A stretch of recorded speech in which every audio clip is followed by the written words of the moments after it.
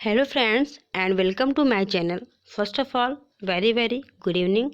आज की क्लास में हम EVS के पार्ट 3 को एक्सप्लेन करेंगे। इसके पहले मैंने पार्ट 1 और पार्ट 2 को डिस्कस किया है, जो आप हमारे प्लेलिस्ट में जाकर देख सकते हैं। पार्ट 1 और पार्ट 2 में जो NCERT का EVS है उसको मैंने समरी को एक्सप्लेन किया है, क्योंकि जो आपका एग्ज़ाम है CTET का उसमें बहुत ही क्वेश्चंस को NCERT के पूछा जाता है, जो कि NCERT 3 to 5 3, 4, 5 क्लास में दिया गया है, वहीं से पूछा जाता है। इसलिए मैंने सबसे पहले क्या किया है, उनकी समरी को एक्सप्लेन किया है, तो आप प्लेलिस्ट में जाकर देख सकते हैं। आज की क्लास में हम पार्ट 3 को एक्सप्लेन करेंगे। चलिए क्लास को बिना लेट करते हुए स्टार्ट करते हैं। कल की क्लास में मैंने आपको बताया था कि जो वल्लभ नाव है वो कहाँ पाई जाती है, केरल में पाई जाती है। हाउस बोट कहाँ पाई जाती है, श्रीनगर में पाई जाती है। खिजड़ी एक गांव है, वो कहाँ पर पाया जाता है, राजस्थान में। और खिजड़ी एक वृक्ष है, उसी के नाम से वो गांव पड़ा है। और जो खिजड़ी वृक्ष होता है उसे ज़्यादा पानी की ज़रूरत नहीं पड़ती है। श्रीनगर में कहवा नाम की चाय बनाई जाती है। बज्जू नामक एक गांव है जो कि राजस्थान में पाया जाता है। भारत के असम राज्य में बांस और रस्सी के पुल बनाए जाते हैं। असम में जो घर होते हैं वो 10 से 12 फुट ऊपर बनाए जाते हैं, क्योंकि असम में बारिश बहुत ज़्यादा होती है, जिससे पानी को घर में आने का खतरा ना रहे, इसीलिए वहाँ के घरों को 10 से 12 फीट ऊपर बनाया जाता है। राजस्थान के लोग घरों के आंगन में गड्ढा बनाते हैं।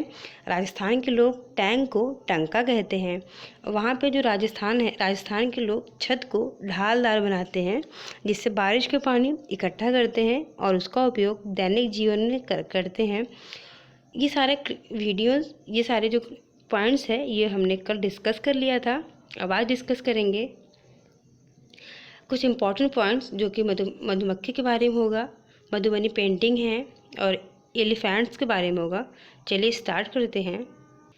हाथी के बारे में क्वेश्चन हर बार आता है, और इसका जो क्वेश्चन होता है वो कथन के रूप में पूछता है। मीन्स ऐसे पूछेगा कि निम्नलिखित में से कौन कौन से कथन हाथी के बारे में सही हैं, और उसमें आपको पॉइंट दे देगा कि एक बड़ा हाथी एक दिन में 100 किलो से ज़्यादा पत्ती और झाड़ियाँ खा जाता है। हाथी केवल दिन में 2-4 घंटे सोता है। इस तरह से वो ऑप्शन देगा और आपको बताना होगा कि कौन सा सही है कौन सा गलत है। तो चलिए हम पहले आपको एक्सप्लेन करते हैं कि जो एक बड़ा हाथी होता है वो क्या करता है, एक दिन में 100 किलो से ज़्यादा पत्ते और झाड़ियाँ खा जाता है। कितना खाता है, 100 किलो से ज़्यादा। और हाथी केवल एक दिन में 2 से 4 घंटे ही सोता है। सोचिए, हाथी दिखने में जितना बड़ा होता है वो उतना ही कम सोता है। 2 से 4 घंटे ही हाथी सो पाता है। और 3 महीने का हाथी का वज़न कितना होता है, 200 किलोग्राम। मीन्स जो हाथी 3 महीने का होता है उसका वज़न कितना होता है, 200 किलोग्राम। सोचिए कितना वेट होता है हाथी का ना। तो इसी पॉइंट को याद रख लीजिए पहले कि हाथी जो होता है एक दिन में 100 किलो से ज़्यादा पत्ते और झाड़ियाँ खा जाता है। हाथी एक दिन में 2 से 4 घंटे सोता है। और 3 महीने के हाथी का वेट कितना होता है, 200 किलोग्राम। उसके बाद हाथी को पानी और कीचड़ में खेलना बहुत पसंद है। जैसे बच्चों को पानी में खेलना पसंद होता है, वैसे ही हाथी को पानी और कीचड़ में खेलना बहुत पसंद होता है, क्योंकि इससे उसके शरीर को ठंडक मिलती है। ओके, अगला है हाथी के झुंड में कौन कौन होता है, तो हाथी और हथनियाँ। तो हाथी के झुंड में केवल हथनियाँ और बच्चे ही रहते हैं। मीन्स कितनी हथनियाँ, तो 10 से 12 हथनी होती है और बच्चे होते हैं। सबसे झुंड का जो सबसे बुजुर्ग हथनी होती है वही क्या होती है, पूरे झुंड की नेता होती है। 14 से 15 वर्ष तक के हाथी झुंड में रहते हैं, उसके बाद वो झुंड को छोड़ देते हैं। मीन्स जो हाथी का झुंड होता है उसमें केवल हथनी और बच्चे ही रहते हैं। और मान लीजिए बच्चों में कोई हाथी है, मेल है, तो वो जब 14-15 साल का होता है तो वो झुंड को छोड़ देता है। ठीक है। और जो ये भी इम्पॉर्टेंट पॉइंट है कि हाथी के झुंड में सबसे बुजुर्ग कौन होता है, तो झुंड की जो सबसे बुजुर्ग हथनी ही होती है, और वो क्या होती है, झुंड की नेता होती है। अगला बात करेंगे मधुमक्खी के बारे में कि मधुमक्खी पालन क्या है, कैसे है। तो बोचहा बिहार में एक ज़िला है। बिहार का एक मुजफ्फरपुर ज़िला का गांव है। बिहार में ज़िला है जिसका नाम है मुजफ्फरपुर, और उस मुजफ्फरपुर में एक गांव है जिसका नाम है बोचहा। ठीक, इस इलाके में लीची के पेड़ बहुत पाए जाते हैं। लीची के फूल मधुमक्खियों को बहुत ही लुभाते हैं। फिर क्या होता है, इसीलिए इस इलाके में लोग मधुमक्खी पालन करके शहद बनाने का काम करते हैं। तो शहद बनाने का काम कहाँ पर किया जाता है? बिहार के मुजफ्फर ज़िला में। ये भी इम्पॉर्टेंट है कि लीची कहाँ पर फेमस है। जो लीची है वो भी कहाँ की फेमस है? बिहार के मुजफ्फरपुर ज़िले में लीची बहुत ही फेमस है। अगला है अक्टूबर से दिसंबर, मीन्स ठंड, स्टार्टिंग ठंड है। अक्टूबर से दिसंबर मधुमक्खी के अंडे देने का समय होता है। तो मधुमक्खियाँ अंडे कब देती हैं? अक्टूबर से दिसंबर में। और मधुमक्खी पालन शुरू करने का जो उपयुक्त समय भी वो भी क्या है? अक्टूबर से दिसंबर। ठीक है। अगला है हर छत में एक रानी, हर जितने भी छत्ते होते हैं मधुमक्खी के, हर छत्ते में क्या होती है? एक रानी मधुमक्खी होती है जो अंडा देने का कार्य करती है। तो अंडा कौन देती है? रानी मधुमक्खी। नेक्स्ट पॉइंट है मधुमक्खी जो होती है, रानी मधुमक्खी, वो ही अंडे देने का कार्य करती है। अगला कुछ और मधुमक्खियाँ भी होती हैं, ये दिन भर काम करती रहती हैं। मधुमक्खियों की तरह ही चींटियाँ, दीमक और ततैया जो होता है वो भी समूह में रहता है। जैसे मधुमक्खियाँ क्या होती है? ग्रुप में रहती है ना, वैसे जो चींटियाँ हैं, दीमक है, ततैया है, ये सब भी मधुमक्खी के ही जैसे ग्रुप में रहते हैं। अगला ये इंपॉर्टेंट पॉइंट है कि पूछा जाता है ये कहाँ पाए जाते हैं। जैसे गांधीधाम हो गया, अहमदाबाद, वलसाड़, ये सब कहाँ पाया जाता है? तो ये गुजरात में पाया जाता है। ठीक है, गुजरात में। गांधीधाम, अहमदाबाद, वलसाड़ कहाँ पाया जाता है? गुजरात में। अगला है मडगांव। मडगांव ये कहाँ पर स्थित है? गोवा में स्थित है। गोवा से केरल रास्ते में कितने सुरंग पड़ते हैं? 92 सुरंग और 2000 पुल। ये भी क्वेश्चन बहुत बार एग्ज़ाम में आ चुका है। आई होप अभी जो एग्ज़ाम होने वाला है उसमें भी ज़रूर आएगा कि गोवा से केरल जब जाते हैं तो रास्ते में कितने पुल और सुरंग पड़ते हैं? 92 सुरंग पड़ती है और 2000 पुल पड़ते हैं। ठीक।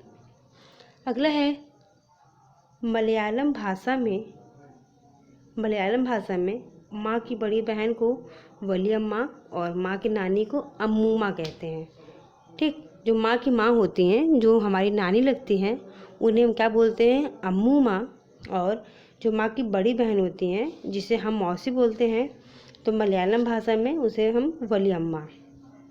ओके, मलयालम भाषा में मौसी को वलियम्मा और नानी को अम्मू माँ कहते हैं। केरल में चलने वाली नाव को फेरी बोलते हैं। ठीक, केरल में जो नाव चलती है उसे क्या कहा जाता है? फेरी कहा जाता है।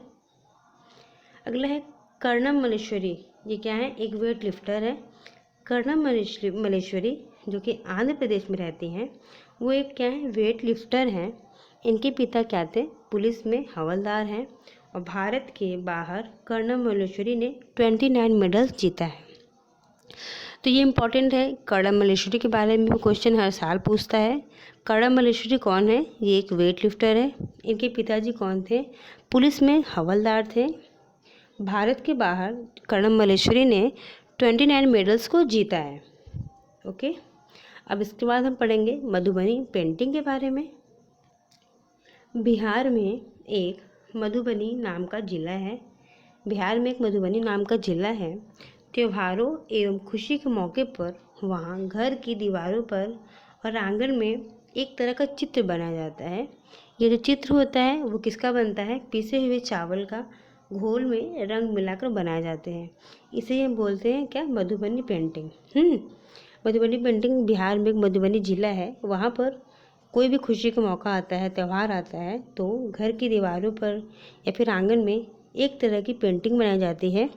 और जो पेंटिंग होती है वो पीसे हुए चावल का जो घोल होता है उसमें कलरफुल कलर डाल डाल के बनाया जाता है। अगला है मधुबनी चित्रकला में प्रयोग किए जाने वाले रंग भी कुछ खास तरह के होते हैं, जिन्हें बनाने के लिए नील, हल्दी, फूल, पेड़ों के रंग, इन सब का इस्तेमाल किया जाता है। Okay, wait. अगला है उत्तर प्रदेश में, यूपी में कचनार के फूलों की सब्जी बनाई जाती है। उत्तर प्रदेश में कचनार के फूलों की सब्जी बनाई जाती है। तो ये पूछ सकता है कि कहाँ पर कचनार के फूलों की सब्जी बनाई जाती है।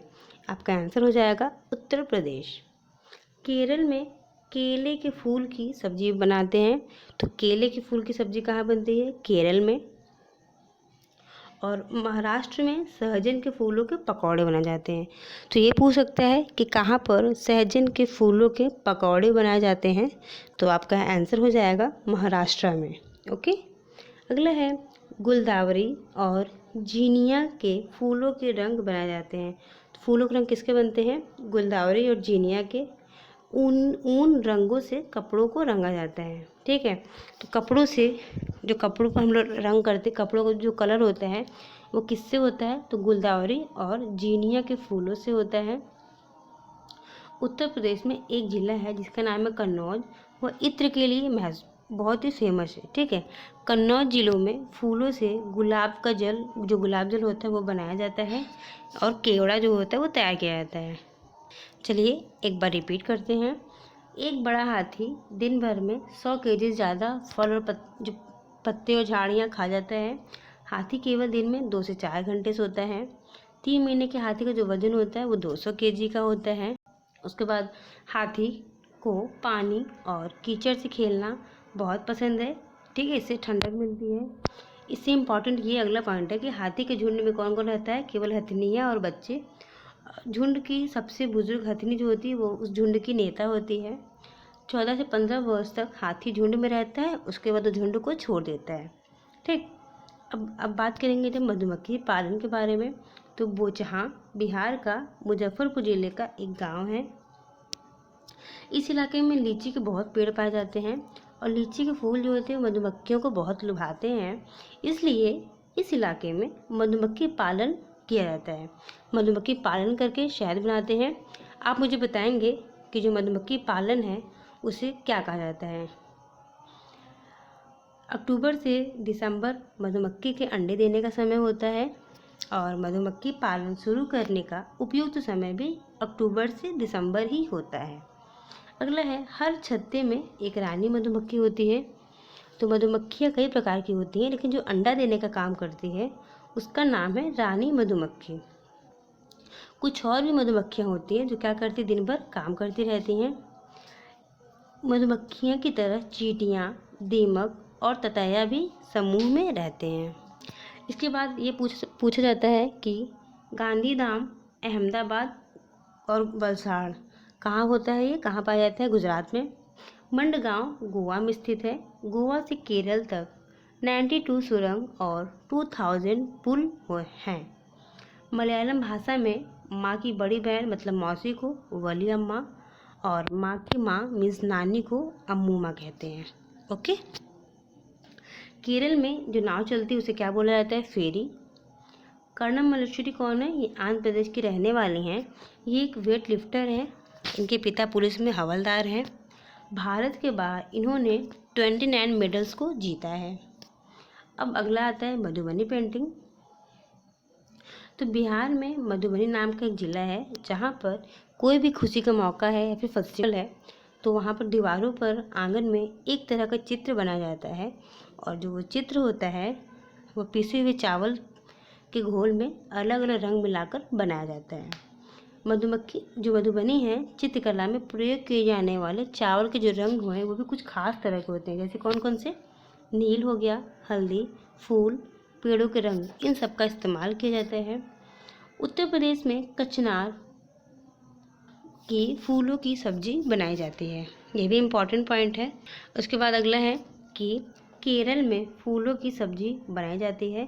ठीक है, तो ये पूछ सकता है कि कहाँ पर फूलों की सब्जी बनाई जाती है? केरल में। सहजन के फूलों की सब्जी कहाँ? सहजन के फूलों के पकौड़े कहाँ बनते हैं? महाराष्ट्र में। गुलदावरी और जीनिया के फूलों का रंग बनाया जाता है और उन्हीं रंगों से कपड़ों को रंगा जाता है। उत्तर प्रदेश का एक ज़िला है जिसका नाम है कन्नौज। कन्नौज जिला किसके लिए फेमस है? इत्र के लिए। कन्नौज जिलों में फूलों से इत्र, गुलाब जल और केवड़ा तैयार किया जाता है। इस तरह से आज की क्लासेस समाप्त होती हैं। वीडियोस को अपने दोस्तों के साथ शेयर कीजिएगा, लाइक कीजिएगा, सब्सक्राइब कीजिएगा और चैनल पर नए हैं तो सब्सक्राइब ज़रूर कीजिएगा। Thank you for watching. मिलते हैं नेक्स्ट वीडियो में। Thank you.